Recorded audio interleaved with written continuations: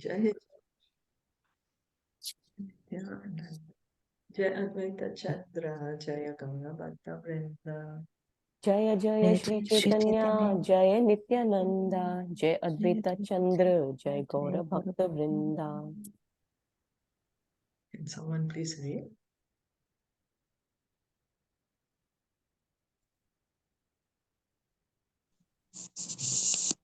I'll read. Yeah. Please. Yeah, please. Rāmānanda Rai could understand the motive of Lord Chaitanya, and therefore he stated that attainment of pure love of Godhead is the highest perfectional stage. In the Padyavali, there is a very nice verse which is said to be composed by Rāmānanda Rai himself. The meaning of the verse is, as long as there is hunger in the belly and one feels like eating and drinking, one can become happy by taking various eatables. Similarly, there may be much paraphernalia for worshipping the Supreme Lord, but only when that worship is mixed with pure love of Godhead does it become an actual source of transcendental happiness.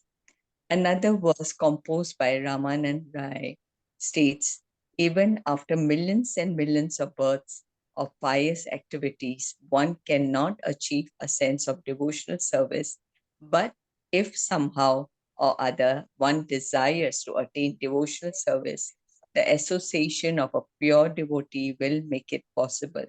Thus, from any available source, one should try to acquire a strong desire to engage in devotional service. In these two verses, Rāmānanda Rai has described the regulative principles and developed love of Godhead, respectively. Lord Chaitanya wanted to bring him to the stage of developed love of Godhead, and he wanted him to speak from the platform. Thus, the discussion between Rāmānanda Rai and Lord Chaitanya will now proceed on the basis of love of Godhead. Because Lord Chaitanya was asking Ramananda Rai, what is the goal of human life? So now Ramananda Rai, because now we heard that he says that hearing from the pure devotee, and Lord Chaitanya was happy with that. Because hearing from the pure devotee is a transcendental activity, no? Pure devotional service. And now Ramananda Rai is understanding what Lord Chaitanya wants him to speak. So he's saying that Prema Pumartha Mahan, love of Godhead, that is the goal of human life. And Ramananda Rai has composed two verses. As long as we feel like eating, drinking, when we are hungry, and when we eat food, we really feel very satisfied. Or, when we are really thirsty and we can really drink water, we feel so good. So Ramananda Rai is saying we'll feel that kind of satisfaction while worshipping the Supreme Lord only when there is some degree of love in our worship. Then we will feel this satisfaction as we are feeling when eating food while being hungry, or drinking water while being thirsty. So, and then another verse, Ramananda Rai is saying about devotional service. Devotional service is not like an ordinary pious activity, because any pious activity we do is still material, still on the material platform. No matter, we may do strict austerities, penances, charities, different kind of yogic postures, or a lot of humanitarian, a lot of pious work, but that cannot bring us to devotional service. Devotional service is on the transcendental platform, and Ramananda Rai is saying somehow or the other we can get the desire to attain the devotional service, then we will get the association of a pure devotee. So, but initially, how will we get this desire if we don't know? And that also will come because when we get in association with a devotee. Because devotional service, bhakti comes from a bhakta. Only a bhakta can give us devotional service. We are just going out and suddenly a devotee is there doing Harinam. We hear the holy name, we chant the holy name, or we buy a book. And so the devotees are giving everyone this opportunity to engage in pure devotional service. And when we associate with pure devotee, we can get this desire to attain devotional service. And so he's saying, we have so many desires, no? We have really, desires never end. Maybe that's just with me. We may think of something and we may think, okay, now no more. But I don't know, there are 100 more desires just waiting, lurking in the background. But he's saying somehow or the other, at least get this desire to engage in devotional service to the Lord. So we'll read further. If love of Godhead is elevated to personal affinity, it is called Prema Bhakti. In the beginning of Prema Bhakti, a particular relationship between the Supreme Lord and the devotee is not established. But when Prema Bhakti develops, a relationship with the Supreme Lord is manifested in different transcendental flavors. The first stage is servitude, wherein the Supreme Lord is accepted as the master and the devotee as his eternal servitor. When Lord Chaitanya accepted this process, Rāmānanda Rāya described the relationship between the servitor and the master. He cited a verse from the Srimad Bhagavatam 9.5.16, spoken by Durvasa Muni, a great mystic yogi who considered himself very elevated and envied Maharaj Ambarish, who was known as the greatest devotee of the time. In an attempt to harass Maharaj Ambarish, Durvasa Muni had met with a great catastrophe and been defeated by the Sudarshan Chakra of the Lord. Durvasa Muni admitted his fault and said, for pure devotees who are always engaged in the transcendental loving service of the Lord, whose very name is sufficient for liberation, nothing is considered impossible. So, Prema Bhakti. In the beginning, as one is engaging in devotional service, so one may not come directly to the position of understanding one's relationship. What's the particular ras? But the first stage may be to understand that the Supreme Lord is the worshipable Lord, and whereas the living entity is his eternal servant. So starting from the dasya and then proceeding on to understand really what is the ras, what is the relationship. So the devotee continues engaging in devotional service. And when the love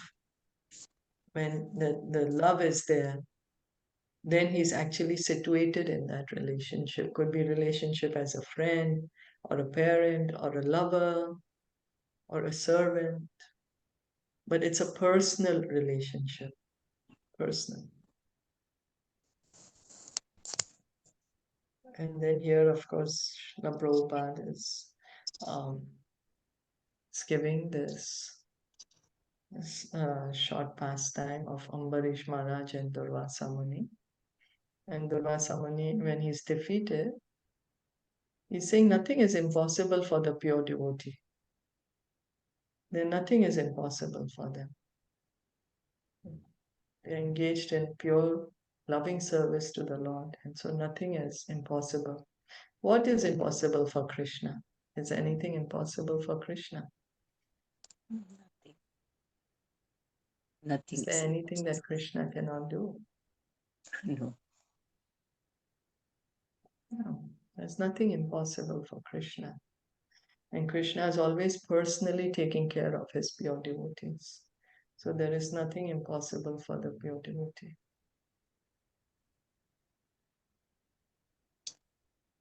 In this Stotra Ratna 43, Yamun Acharya writes, "My Lord, those who keep themselves independent of your service are helpless. They work on their own account and thus receive no support from superior authority. Therefore, I long for the time when I shall engage fully in your transcendental loving service without any desire for material satisfaction and without hovering on mental plane. Only when I engage in such unalloyed devotional service will I enjoy actual spiritual life." So Yamunacharya, a great devotee, is also saying that pure devotees, because they have Krishna is personally taking care of the devotee. You know how we can understand is there's one child. He's very naughty and he's saying, I don't want to have any relationship with my father. I'm going to do this myself. You know, and he's fighting with the father. Oh, I don't want to talk to you. I'm going to do this myself. Maybe he needs to get something from a high cupboard. A cupboard is really high. And there's something kept over there. But he's saying, I'm going to do it by myself. Now, it's going to be really difficult for him to do. Another child, he has this love for his father. He's in this loving relationship with his father. He needs to get something from this high cupboard. So the father will immediately open the cupboard and give it to him. There's nothing difficult for the father to do that. There's no difficulty on his part. We can try to understand it in this way. For the pure devotee, he's situated in a loving relationship with Krishna. And so he's completely dependent on Krishna. And that's how he's independent. He's on the absolute platform. Whereas what we say, oh, I can do it by myself. I can do it by myself. So Krishna is like, all right, you do it then.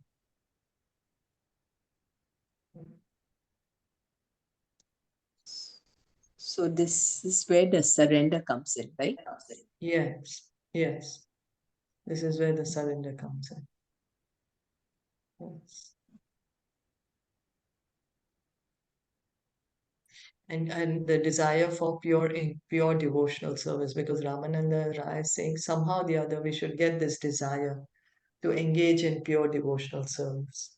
And in Yamunacharya's this prayer, he's praying for pure devotional service. That when will I be able to engage in pure devotional service? And only when I'm engaged in pure devotional service, I will actually enjoy transcendental bliss, transcendental happiness. This is what he's praying for, pure devotional service. You know, we all want to be happy, we all want to enjoy, but we are looking for happiness and enjoyment in material world, in service of material senses or whatever, but in the material realm. But here by Yamunacharya's prayer, we can understand that real joy, real happiness, real enjoyment is when we can engage in pure devotional service. So we should have somehow the other that desire.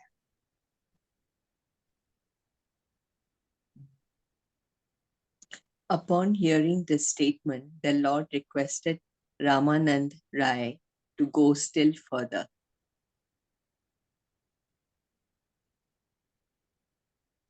Chapter 29, Pure Love for Krishna.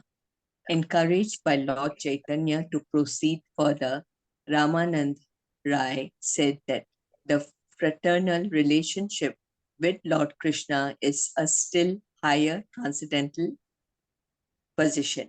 The reason Rāmānanda Rāya said this is because when the relationship with Krishna increases in affection, the mood of fear and the consciousness of the superiority of the Supreme Lord diminish. At this point, the mood of faithfulness increases, and this faithfulness is called friendship. In this friendly relationship, there is a sense of equality between Lord Krishna and his friends. So Ramananda Rai, first he said that coming to the point of pure devotional service, understanding I'm eternal servant of Krishna. And Lord Chaitanya is saying, okay, go on, what is higher? So then Ramananda Rai is saying the relationship of a friend with Krishna is higher than a servant of Krishna. Why? Because when there is friendship, then more there is more faithfulness, there is more affection, there is more love, because the love is increased. The fear is not there, the distinction between superior and inferior is not there, because the love has become more sweeter. So that's why there can be this friendship, because there comes like kind of a equality, right? Friends, there's a loving spirit. There is more reciprocation between two friends rather than servant and master, isn't it? Yeah. So So it's an example of Krishna, Lord Krishna and Arjuna, right? yes, yes, Lord Krishna and Arjuna, yeah. So the love is more in Mm. this relationship.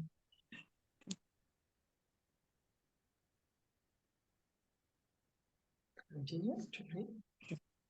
In this regard, Ramanand Rai quoted a nice verse from Srimad Bhagavatam 10.12.11, which Sukdev Goswami spoke while describing Lord Krishna's lunch with his friends in the forest. Lord Krishna and his friends had gone to the forest with the cows to play.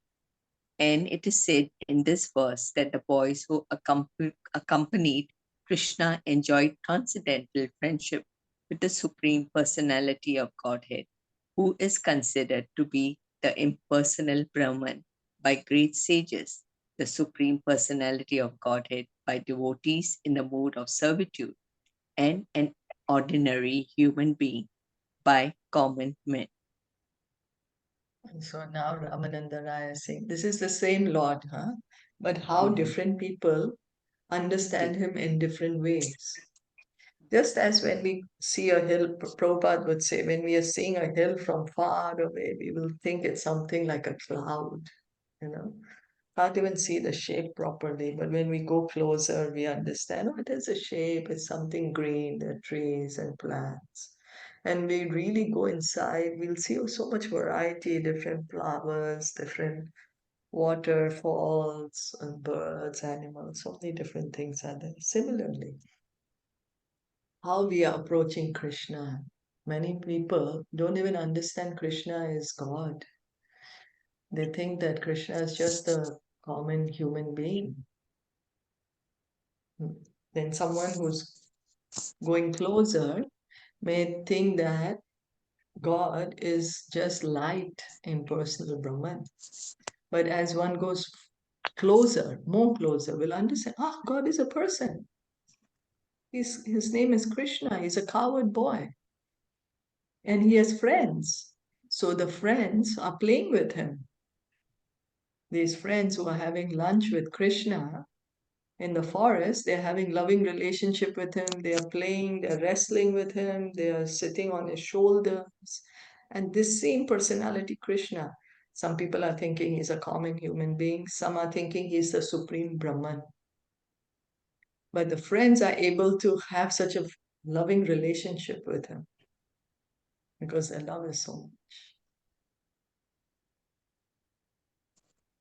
Yes. One question I just want to ask. See, for a Vaishnava, pure devotee, will he like to be called Bhagwan? No. No, right? So No. they said there's confusion, no? Like, why they Yeah, say he will like never. a level, like, how in Kali Yuga, there can be, many times devotees call their master Bhagwan. Then the master will stop them. The pure devotee will never allow his disciples to call him Bhagwan. Like Lord Chaitanya set an example in this regard. He's Bhagwan himself, he's Krishna himself. But when any time anyone would try to tell him that you're Krishna, you're God, he would cover his ears and run away from the place and say, "Oh my God, you are destroying my religious principles, you're making me an offender by saying such things." He would get upset. So he set the example. So the pure devotees are never going to allow their disciples to call them Bhagwan. No, but then it says like, they do like, give that designation Bhagwan. No, but we have to understand. No, but see, we have to understand the representative. He's not the same. Yeah, There's a it's not the same. difference. But then people may not understand that, right? An ordinary person, Hmm. right? Yeah. And the pure devotee will never say he is God. Mm. The He's pure never going to devotee will say he's always be God. humble. Yeah, will always have that Yes. humility, Yes. humbleness, that I'm a servant of God. Yes. And Lord Chaitanya taught us that Gopi Bharatur Bharat Padakamalayur Dasanu Dasanu Dasanu Dasanu Das. Not even directly the servant of Krishna. I'm the servant of the servant of the servant of the servant of the servant of the master of the gopis. This is how the pure devotee will address himself. That I am everyone's servant.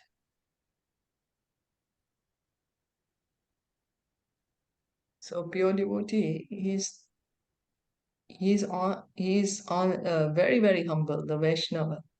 He's never gonna allow people to call him God or things like that.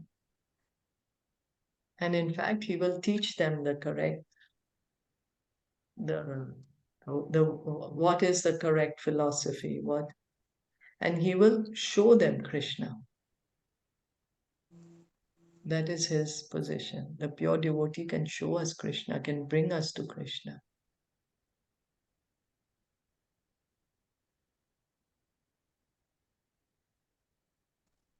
Is that okay? Yeah.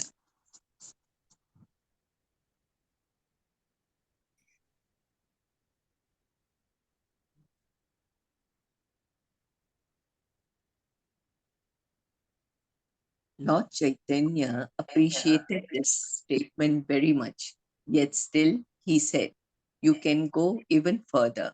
Being so requested, Ramananda Rai then stated that the parental relationship with Krishna is a still higher transcendental position. When the friendly attitude toward Krishna increases in affection, it develops into the relationship found between parents and their son.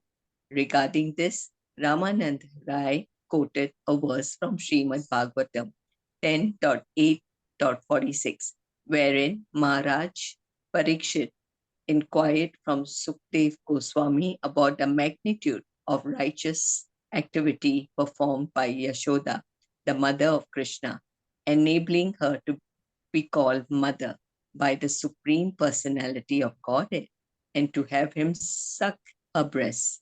Then Ramanand quoted another verse from Srimad Bhagavatam 10.9.20, in which it is stated that Yashoda, the wife of the cowherd Nand, received such mercy from the Supreme Personality of Godhead that is beyond comparison, even to the mercy received by Brahma, the first created living being, or by Lord Shiva, or even by the goddess of fortune, Lakshmi, who is always situated on the chest of Lord Vishnu. So then Ramananda Rai, first he said, the servant, the relationship with Krishna as a servant. Then still higher is relationship between friends. Krishna as a friend, still higher than that. Krishna as a son. And he's quoting the verse. And what is the Mother Yashoda's position, no? That God is calling her mother. He's afraid of her. Kunti Maharani prays, no? To Krishna that who can understand you? Fear personified is fearful of you, and here you're crying and rubbing your eyes, and because you're scared of Mother Yashoda that she's going to beat you. What is this? What kind of a relationship? What kind of love is this that Yashoda is having for Krishna, that he's in this relationship with her? It's all based on love. So Bhagavatam is saying that what kind of pious activity has Mother Yashoda done? What kind of mercy she has received from Krishna, that he has such a loving relationship with him, that even Lord Brahma doesn't have, Lord Shiva does not have, even Lakshmi Devi herself doesn't have. That's why Mother Yashoda's vision is so glorious. And of course, we have to understand Mother Yashoda is not an ordinary living entity. She's not Jiva Tattva. She is Krishna's own internal energy. No ordinary person, living entity can become Mother Yashoda. And to your point of the pure devotee, you see, always we have to, how do we understand who is a pure devotee? Is we have to hear from them. What are they speaking? What are they teaching? What are the instructions they are giving? So pure devotee is never going to say, worship me. Pure devotee will always say, worship Krishna. Krishna is God. And we just heard Lord Shiva saying in Shiv Puran. Then Mother Parvati asks him, what is the best worship? And he says, worship of Lord Vishnu is highest. But then when he's saying that worship of the devotee is higher, it's not that he's thinking he's the devotee and that he should be worshipped. No, he is not thinking in that way. But he's giving all respect to the other pure devotees of the Lord. He's not demanding respect for himself or worship of himself. He's saying you worship Krishna and you worship the other great devotees of Krishna. As far as I'm concerned, I'm just a servant of Krishna. So pure devotee never regards himself as a pure devotee. He regards himself as fallen person. Is that okay? Yes. Yeah, so always we have to hear from them. What are they saying? And that's how we will understand that Sadhu, Guru, and Shastra should always say the same.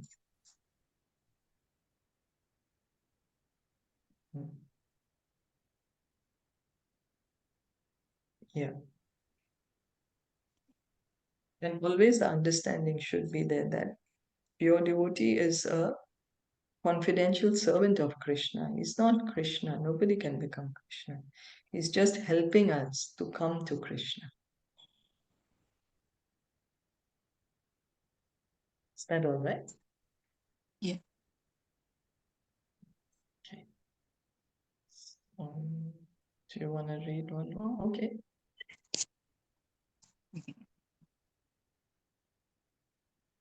Lord Chaitanya then asked Rāmānanda Rai to proceed further in order to come to the point of conjugal love.